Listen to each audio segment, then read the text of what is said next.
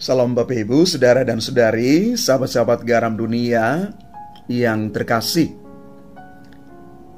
Hari ini kita merayakan bersama gereja Pesta Santo Matias Rasul.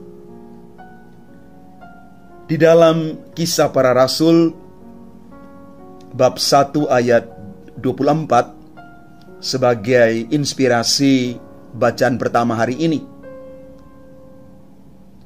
ditulis demikian, mereka berkata, "Tunjukkanlah siapa yang engkau pilih." Karena mereka tahu bahwa segala sesuatu telah ditentukan oleh Tuhan. Mereka di sini adalah 11 rasul Yesus setelah ditinggalkan oleh Yudas Iskariot. Para rasul berkumpul untuk menentukan dan memilih pengganti Yudas Iskariot. Maka terpilihlah Matias untuk menggenapkan kelompok 12 rasul ini.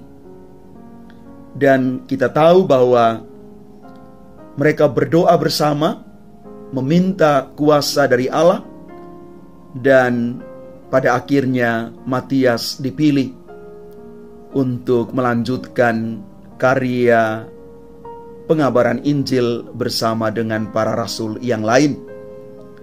Mereka sungguh memainkan peran yang sangat penting di dalam karya pengabaran Injil. Dan selanjutnya di dalam Injil Yohanes bab 15 ayat 9-17, Yesus memberikan perintah supaya kita saling mengasihi satu sama lain.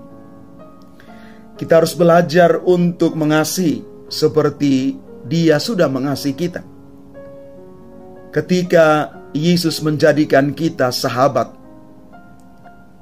sahabat artinya kita dekat dengan Yesus, dan kita diharapkan untuk hidup menurut ajaran kasih-Nya.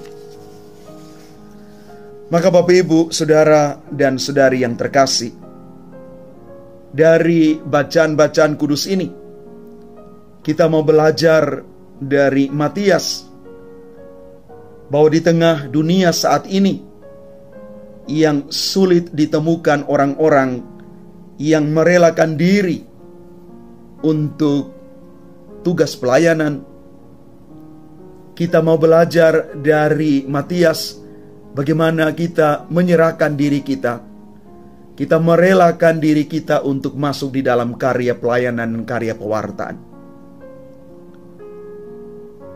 Kalau kita siap untuk menjadi pewarta, kita mulai untuk meninggalkan zona aman kita sendiri, yang mungkin kadang-kadang itu bukan zona aman kita. Zona aman yang membuat kita kadang-kadang enggan untuk melayani. Maka kalau kita siap untuk melayani, maka kita mengambil bagian sebagai sahabat-sahabat Kristus yang mendharma baktikan hidup kita, bakat dan kemampuan kita untuk karya pengabaran Injil kabar sukacita dimanapun kita berada dalam level apapun. Maka mari Bapak Ibu, Saudara dan Saudari yang terkasih, semangat kasih yang Yesus minta ditumbuh kembangkan dalam hidup kita juga bisa nampak di dalam karya pelayanan kita. Karya pelayanan kita yang penuh dengan kerendahan hati itu adalah bagian dari cerminan bahwa kita sungguh hidup di dalam semangat cinta kasih.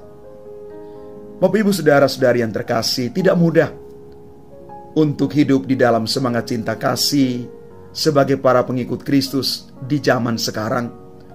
Ketika kita mengalami sekian banyak masalah akhir-akhir ini, ada sekian banyak persekusi, ada sekian banyak ujaran-ujaran kebencian yang bukan hanya kelihatan di media sosial, tetapi juga sudah terang-terangan orang-orang Katolik, para pengikut Kristus diserang. Kita lihat bagaimana ketika orang-orang muda yang sementara berdoa rosario harus dibubarkan. Bagaimana ketika orang sementara berdoa harus dihentikan. Bapak Ibu, ini sesuatu yang nampaknya miris sekali di negara kita ini. Ada semacam ketidakadilan.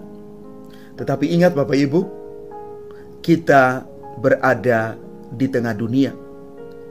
Dan Yesus mengatakan, kamu bukan dari dunia ini. Karena itu dunia membenci kamu. Apa yang mau dikatakan di sini? Bahwa selama kita hidup di dunia ini, kita terus menggarami dunia dengan semangat cinta kasih, walaupun kita harus berhadapan dengan situasi-situasi yang kadang-kadang tidak menguntungkan.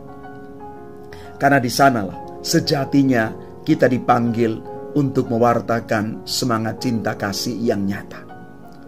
Mari Bapak Ibu, hiduplah dalam semangat cinta kasih, terus dalam pelayanan, karena itulah buah dari iman kita kepada Yesus Kristus. Tuhan memberkati kita sekalian. Amin.